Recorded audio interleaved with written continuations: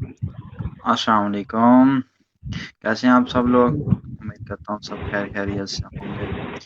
जैसे कि आप लोगों को पता है, आज हमारा पहला पॉडकास्ट है और इस पॉडकास्ट में हम यूनिवर्सिटी ऑफ सरगोदा के लॉ कॉलेज और एग्रीकल्चर कॉलेज के बारे में डिस्कस करेंगे, उसके एडमिशन क्राइटेरिया, उसके डिपार्टमेंट्स और उनका जो स्टूडेंट फेस करते हैं डिफ़िकल्टीज़ ड्यूरिंग एडमिशन प्रोसेस। तो ये सब चीज़ें जो हैं, जो आज हम डिस्कस करेंगे।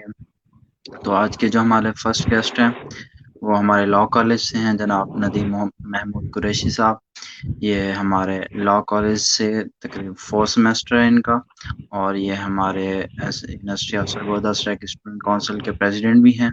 सर कैसे हैं? जी अल्हम्दुलिल्लाह साहब, मैं बिल्कुल ठीक है। आप कैसे हैं? अल्हम्दुलिल्लाह। सर कैसा चल रहा है पेंडेमिक कोई सिचुएशन जो कोरोना की है? बचे हुए हैं? सर, बस ऑनलाइन इशू जैसे सारे स्टूडेंट्स फेस कर रहे हैं, तो same hmm, university of Sargodha में हम लोग भी फेस कर रहे हैं। अच्छा। चलें sir, get to the topic की तरफ आते हैं। सबसे पहले तो आपका बहुत-बहुत शुक्रिया, आपने अपने कीमती वक़्त में से हमें टाइम दिया। तो सबसे पहला क्वेश्चन जो बहुत मैं शुक्रिया आपसे आपने करना चाहूँ, अपना प्रोग्राम। सर पहला क्वेश्चन जो मैं सबसे पहले आपसे करना चाहूँगा कि लॉ कॉलेज में सबसे पहला जो बच्चा आता है, वो पहला क्वेश्चन यही करता है आजकल, क्योंकि पहले मेरे ख़्याल में 3 ईयर प्रोग्राम था और 5 ईयर प्रोग्राम था। तो अब भी 3 ईयर प्रोग्राम लॉ कॉलेज करवा रहा है यूनिवर्सिटी ऑफ सरगोदा का, या ख़त्म हो गया? नहीं सर, लास्ट ईयर से 2000 आई थिंक 18 में लास्ट जी। टाइम एडमिशन हुआ था 3 ईयर। उसके बाद सुप्रीम कोर्ट के डिसीजन के थ्रू 3 ईयर जो प्रोग्राम है उसे पॉइंट कर दिया गया है। वो अब 3 ईयर प्रोग्राम खत्म करके सिर्फ 5 ईयर जो प्रोग्राम है उसे जारी रखा गया है। अच्छा, गुड हो गया। देन इसका 5 ईयर जो प्रोग्राम, अब यानी कि आप ये कहना चाह रहे हैं कि एक ही प्रोग्राम अब लॉ कॉलेज ऑफ़र करता है, वो 5 ईयर प्रोग्राम है। तो उसका सर क्राइटेरिया क्या है? उसका एडमिशन जी, प्रोसेस क्या है? ओवरऑल पूरे पाकिस्तान में just 5 ईयर। अच्छा, पूरे पाकिस्तान में ऐसा है कि जी जैसे 3 जी, ईयर प्रोग्राम अब खत्म जैसे हो गया? 3 ईयर प्रोग्राम सुप्रीम कोर्ट ने खत्म किया है, तो उसके साथ उन्होंने 5 ईयर प्रोग्राम सिर्फ एक यूनिवर्सिटी से करवा रही हैं। तो सुप्रीम कोर्ट के डिसीजन के थ्रू एक लैब टेस्ट रखा गया है, लॉ एडमिशन टेस्ट। तो उसका ये प्रोसेस है कि जो student after FA, FSc, ICS diploma, उसके बाद उसका अगर उसने लॉ में एडमिशन लेना है 5 ईयर प्रोग्राम में किसी भी यूनिवर्सिटी में, तो सबसे ज़रूरी है हुँ, कि उसे लैब टेस्ट पास करना पड़ेगा। अगर सही। आप लैब टेस्ट पास नहीं करते, आपके नंबर चाहे जितने भी हैं, तो आप लॉ में एडमिशन नहीं ले सकते। तो लैब टेस्ट अच्छ पास करना लॉ में एडमिशन लेने की शर्त है। अच्छा सर, मैं आपसे एक और क्वेश्चन यहाँ पे करना चाहूँगा। लैब टेस्ट की आपने बात की है, ये सुप्रीम कोर्ट की तरफ से है, और अगर मैं इसकी बात करूँ, जैसे engineering university of engineering and technology एक ई-कैट लेती है, तो मैं इसे इसे जी, जी। ई-कैट का मुतबादिल कह सकता हूँ? जी, बिल्कुल, बिल्कुल। ये लैब टेस्ट जो होता है, ये हर यूनिवर्सिटी का अपना होता है या एक ही होता है हर यूनिवर्सिटी के लिए? नहीं, ये हर यूनिवर्सिटी का अपना नहीं होता, ये ओवरऑल HEC की तरफ से कंडक्ट किया जाता है। हुँ, इसका एक प्रोसेस ये है कि पहले मुख्तलिफ यूनिवर्सिटीज़ थी जो एडमिशन टेस्ट लेती थी, जिस तरह इंटरनेशनल इस्लामिक यूनिवर्सिटी हो गई, और भी बहुत सी यूनिवर्सिटी थी जो अपनी तरफ से एडमिशन टेस्ट लेती थी। लेकिन जी, HEC ने डिक्लेयर जब से लैब टेस्ट किया है, उसके बाद ये प्रोसेस है कि जब जिस स्टूडेंट ने LLB में एडमिशन लेना है, वो सिर्फ लैब का टेस्ट पास करेगा। उस लैब हुँ, टेस्ट की बेस पर उस चीज़ में एडमिशन मिलेगा। और इसमें अब कुछ सही, यूनिवर्सिटीज़ ऐसी भी हैं जो जब एडमिशन क्राइटेरिया उनका जो है, उसमें वो लैब के जो मार्क्स हैं उनको भी इंक्लूड करती हैं। अब हमारी जैसे सही, सरगोदा यूनिवर्सिटी ऑफ सरगोदा है, तो ये लैब के टेस्ट को मार्क्स नहीं इसमें इंक्लूड नहीं कर रही। इंटरनेशनल इस्लामिक यूनिवर्सिटी जो है इस्लामाबाद, वो लैब के टेस्ट को इसमें इंक्लूड करते हैं एडमिशन क्राइटेरिया में। सही। अच्छा, ये तो आप आपको ये किसी कहना भी अगर चाह रहे हैं? पाकिस्तान यूनिवर्सिटी में एडमिशन लेना है तो लैब के टेस्ट मैंने पास कर। अच्छा, आप ये कहना चाह रहे हैं कि लैट टेस्ट देना लाज़मी है, वो फिर यूनिवर्सिटी के ऊपर डिपेंड करता है कि वो लैट टेस्ट के नंबर इंक्लूड करे या ना करे। एम आई राइट? जी बिल्कुल जी बिल्कुल। अच्छा, अच्छा सर। अच्छा, अच्छा बिल्कुल ऐसे मैं अच्छा मैं इसके ऊपर अगर ये बात करूँ, एक और क्वेश्चन आपसे यहाँ पे करना चाहूँगा कि मुझे तो नहीं पता, क्योंकि ये आपकी फील्ड है तो आपको इस बारे में बेहतर पता होगा। इसका ये आगे जाके कोई मेजर सब्जेक्ट भी होते हैं कि लॉ आप कुछ होता है कि फैमिली लॉ होते हैं, कुछ दूसरे होते हैं, इस तरह के मेजर सब्जेक्ट आगे होते हैं या एक ही आपकी प्रॉपर डिग्री चलती है थ्रू आउट? अरे 5 ईयर जो प्रोग्राम है, फर्स्ट 5 ईयर, वो तो आप मतलब ओवरऑल लॉ पढ़ाते हैं जो एचईसी की तरफ से रिकमेंड किया हुँ, जाता है। उसके बाद आगे हुँ, आप एलएलएम या पीएचडी में अगर जाना चाहते हैं तो वहाँ पे आप हुँ। स्पेशलाइजेशन कर सकते हैं। अच्छा, अच्छा ठीक हो गया। अच्छा, इसके बाद अगर कोई भी स्टूडेंट है वो फ़ील्ड चूज़ करता है, तो वो डेफ़िनेटली इस वज़ह से चूज़ करता है कि आगे जाके उसको कोई अच्छी जॉब मिले, अच्छी अर्निंग कर सके। तो आप अपनी तरफ से और मार्केट को देखते हुए और पाकिस्तान के इकोनॉमिक कंडीशंस को देखते हुए लॉ का आगे कुछ स्कोप आपको नज़र आता है?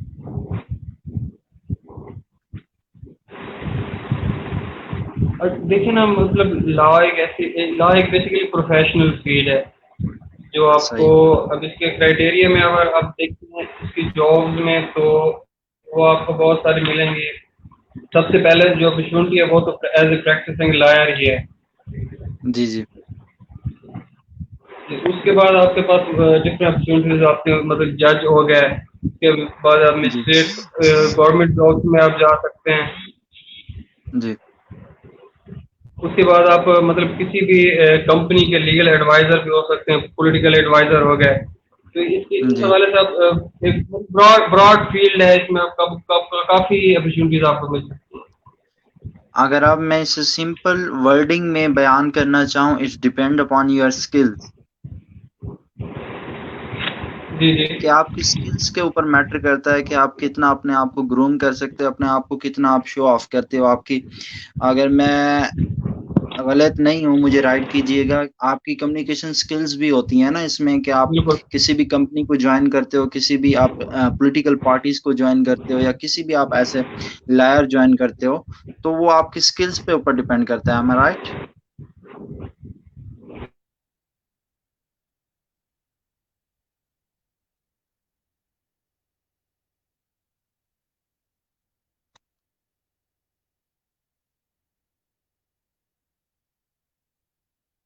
नदीम भाई, आपको आवाज आ रही है मेरी?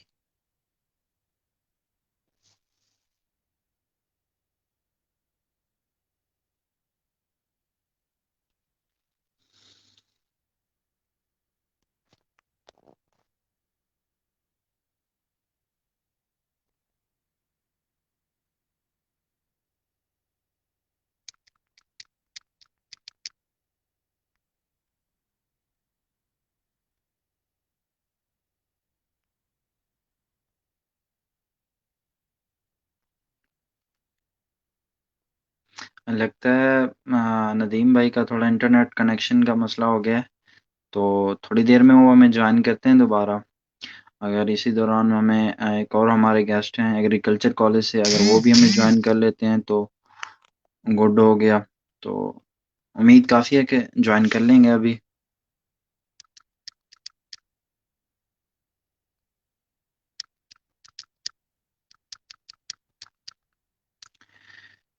इसी दौरान मैं आपको एक और फील्ड जो है कंप्यूटर साइंस और इंफॉर्मेशन टेक्नोलॉजी और सॉफ्टवेयर इंजीनियरिंग के बारे में कुछ बताता चलूँ आपको, क्योंकि मेरी फील्ड वही है। मैं अब एक आईटी से हूँ, सीएस डिपार्टमेंट है मेरा।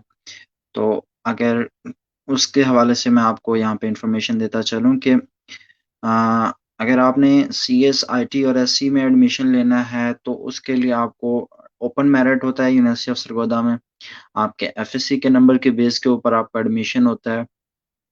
और अगर मैं इसकी स्किल्स के हवाले से या स्कोप के हवाले से एक ओवरव्यू देना चाहूँ, क्योंकि इसके ऊपर हम एक और प्रॉपर इंशाल्लाह पॉडकास्ट करेंगे, तो उसमें आपको सारी चीज़ें इसमें बता दी जाएँगी। अगर मैं एक आपको ओपन ओवरव्यू देना चाहूँ तो उसमें आप ये कह सकते हो कि आप सीएसआईटी और एससी की फील्ड में आपके अगर स्किल्स पे ग्रिप है अपनी के ऊपर तो आप आप ब्रेनस्टॉर्मिंग करना जानते हो, आप प्रोग्रामिंग के ऊपर आपका इंटरेस्ट है, उसके अंदर और बहुत सारी फील्ड्स हैं, ग्राफिक डिज़ाइन है, आर्टिफिशियल इंटेलिजेंस, उसके अलावा और भी बहुत फील्ड हैं।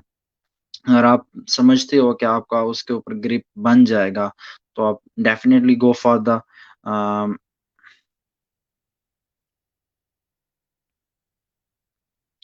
आप डेफ़िनेटली उसकी तरफ जाएँ और इसी दौरान हमें हमारे गेस्ट ने दोबारा जॉइन किया, नदीम महमूद कुरैशी साहब ने।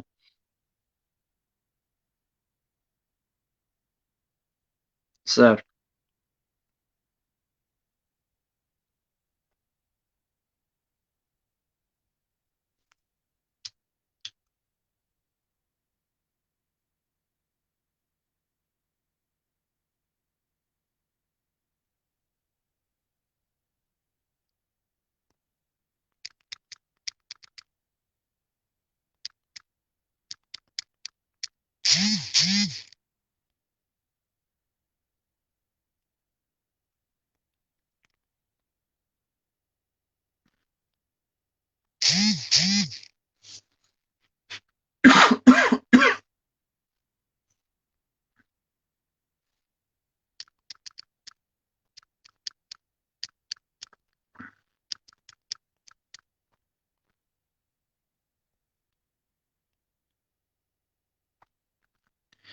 मुझे लगता है फिर उनका मसला हो गया है नेट का।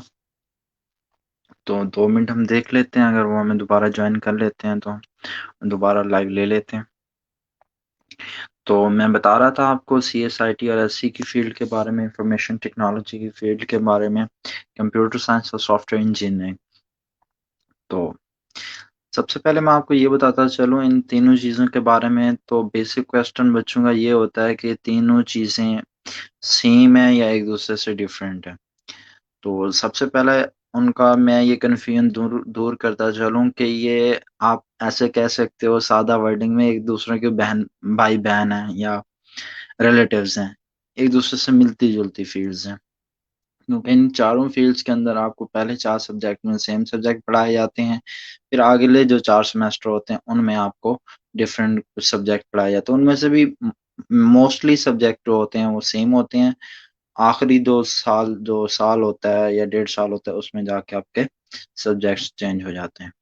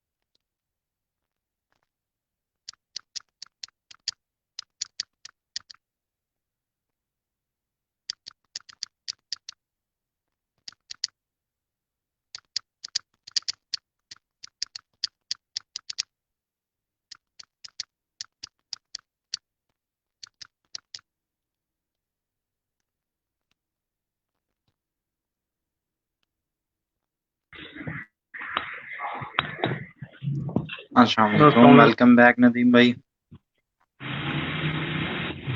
जी मुझे सुन पा रहे हैं आप? जी जी, आवाज़ आ रही है आपकी।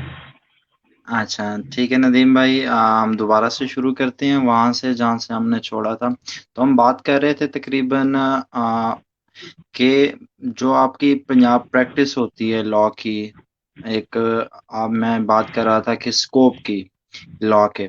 उसके बाद आप जब बिल्कुल। प्रैक्टिस के लिए जाते हो, प्रोफेशनल लाइफ में जाते हो, जॉब के लिए जाती हो, तो उसके लाइसेंस के लिए तो क्या क्राइटेरिया होता है? जब एक आप डिग्री कंप्लीट कर लेते हो फिर आप प्रैक्टिस के लिए जाते हो तो उसका लाइसेंस जरूरी होता है, उसका क्या क्राइटेरिया है? जी, मानुल्लाह, इसमें इसका क्राइटेरिया ये है कि आप सबसे पहले जब डिग्री कंप्लीट करते हैं ना, जी। तो आप अपने डिस्ट्रिक्ट बार काउंसिल से एक मतलब फॉर्म फिल करके आप भेजते हैं पंजाब बार काउंसिल को। जी। पहले तो इसका ये प्रोसेस था कि पंजाब बार खुद इंटरव्यू या टेस्ट लेकर लाइसेंस इशू करती थी। अब ठीक। उसका ये है कि एचईसी ने उसके लिए भी एक गेट टेस्ट रख दिया है। हम्म। अब ये इसका प्रोसेस है कि आप जब पंजाब बार में लाइसेंस के लिए अप्लाई करेंगे, तो उसके बाद पंजाब बार एचईसी के अंडर एक आपका कैट का टेस्ट कंडक्ट कराएगी।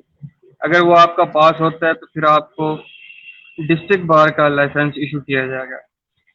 ठीक। इसी तरह आप फिर 3 साल डिस्ट्रिक्ट बार में प्रैक्टिस करेंगे। अगर आपको किसी और डिस्ट्रिक्ट बार में भी प्रैक्टिस करनी है तो आप फिर उसके लिए अलग आपको लेना पड़ेगा। तो इसका ये है कि आप 3 साल की प्रैक्टिस के बाद आपने अगर लाहौर हाई कोर्ट ले लें या पेशावर किसी भी हाई कोर्ट का लाइसेंस लेना है, तो आपको फिर पंजाब बार कौंसल में अप्लाई करना पड़ेगा लाइसेंस के लिए। और ठीक। वहाँ से आपको फिर लाइसेंस शुरू इशू होगा हाई कोर्ट का। इस तरह का अगर आपको हाँ। सुप्रीम कोर्ट का लेना है तो वो आप पाकिस्तान बार कौंसल आपके पास है, आप पाकिस्तान बार कौंसल से इशू करवाएंगे। ठीक। अच्छा। अच्छा नदीम भाई, ये तो हमारा एक स्टडी के हवाले से हो गया। दूसरी बात, जैसा कि आप एक मोटिवेशनल स्पीकर, अल्हम्दुलिल्लाह आप अपनी एक ऑर्गेनाइजेशन भी चलाते हैं अपने इलाके में, जी जी बिल्कुल। तो आप थोड़ा सा हमारे जो जूनियर बच्चे हैं उनको गाइड करना चाहेंगे कि बच्चे जब एडमिशन के दौरान, वो चाहे यूनिवर्सिटी ऑफ सरगोदा हो, यूनिवर्सिटी ऑफ गुजरात हो, कोई भी यूनिवर्सिटी हो पाकिस्तान की, उसमें जो डिफिकल्टीज कहते हैं कौन कौन सी होती हैं, यानी कि आपको ड्यूरिंग एडमिशन आगे किसी चीज का कोई आइडिया नहीं होता, तो वो फिर कौन कौन सी मुश्किलात होती हैं जो उस बच्चे को पेश आती हैं ड्यूरिंग एडमिशन प्रोसेस? सॉरी, मैं आपका क्वेश्चन सही तरह से नहीं सुन सका, कि आप रिपीट कर दें। मैं आपसे ये पूछना चाह रहा हूँ, ड्यूरिंग एडमिशन प्रोसेस, चाहे वो यूनिवर्सिटी ऑफ सरगोदा हो, चाहे कोई यूनिवर्सिटी हो, जी जी। उस दौरान कौन कौन से बच्चों को मुश्किलात पेश आती हैं? बच्चों को कौन कौन सी मुश्किलात पेश आती हैं ड्यूरिंग एडमिशन प्रोसेस? अगर हम लॉ की बात करें, लॉ में एडमिशन लेने के लिए कौन कौन सी मुश्किलात होती हैं उनके? अच्छा, मानो सब जैसे हमने देखा है अभी रिसेंटली कुछ हमारे फेलोज भी थे, कुछ हमारे जूनियर्स भी, तो बहुत सारे जी। स्टूडेंट्स को अभी तक लैट का पता ही नहीं है कि लॉ में अप्लाई करने के लिए लैट हम्म।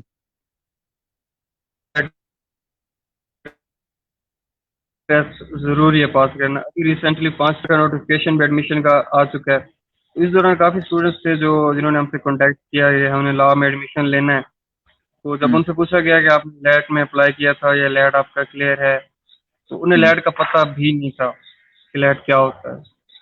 अच्छा। तो मैं जो नए स्टूडेंट्स को यही कहूँगा कि आप सबसे पहले आप लैट क्लियर करें। जो ठीक। जितने भी दोस्त सुन रहे हैं अपने, मतलब जितने भी आपके जूनियर्स हैं या जो जो स्टूडेंट्स हैं, इसको स्प्रेड करेंगे इसको कि लैट टेस्ट मस्ट है अप्लाई करने के लिए। जब तक आप लैट ठीक। टेस्ट क्लियर नहीं करेंगे आप अप्लाई भी नहीं कर सकते यूनिवर्सिटी में। अच्छा उसके जी। अलावा हमने यूनिवर्सिटीज़ में देखा है, जो अगर आपका एडमिशन हो जाता है यूनिवर्सिटी के अंडर यूनिवर्सिटी, वहाँ पे भी स्टूडेंट को काफ़ी प्रॉब्लम फेस करनी पड़ती हैं। फॉर एग्जांपल फीस सबमिट कैसे करवानी है, उसका क्या प्रोसेस है, चालान कहाँ से लेने हैं। तो ठीक। ये भी अब ये है कि अब मतलब यूनिवर्सिटीज़ ने ये कर दिया कि पहले तो ये होता था किसी एक मखसूस ब्रांच में फीस सबमिट करवानी होती थी, जैसे यूनिवर्सिटी ऑफ सरगोदम में भी पहले ऐसे ही था। हम्म। लेकिन अब यूनिवर्सिटीज़ ने तो मतलब आप उस बैंक की एचबीएल की किसी भी पाकिस्तान में किसी भी ब्रांच में सबमिट करवा सकते हैं। ठीक ठीक है नदीम भाई, आपके वक्त का बहुत बहुत शुक्रिया। Thank you so much for your time. और थैंक यू। मैं आपका और आपकी टीम का बहुत शुक्रगुजार हूँ। आपने अपने कीमती वक्त में से आप जैसा कि मुझे आइडिया है कि आप अपनी ड्यूटी पर हैं पंजाब अपने डिस्ट्रिक्ट बार काउंसिल में, तो आपने जी ड्यूटी पे रहते हुए अपना टाइम दिया हमें, तो thank you. Thank you audience. और अगर बच्चों को अगर किसी भी डिपार्टमेंट, ये तो हमारा पहला पॉडकास्ट था जी लॉ जी के हवाले से, तो इसके अलावा भी अगर किसी को हमारे पास गाइडेंस चाहिए हो तो हमसे वो कांटेक्ट कर सकता है हमारे फेसबुक पेज से, जो कि यूथ सराकी स्टूडेंट काउंसिल के नाम से है। देन वो हमारा व्हाट्सएप नंबर गिवन है हमारे पेज के ऊपर, हमारे व्हाट्सएप नंबर पे भी है, वो हमें कांटेक्ट कर सकता है। तो आप feel free to contact us about any information about the admission process। आप किसी भी इंफॉर्मेशन लेने के लिए अबाउट द एडमिशन प्रोसेस आप हमसे कांटेक्ट कर सकते हैं। थैंक यू नदीम भाई, once again thank thank you you. So much. Thank you very much. अल्लाह हाफिज।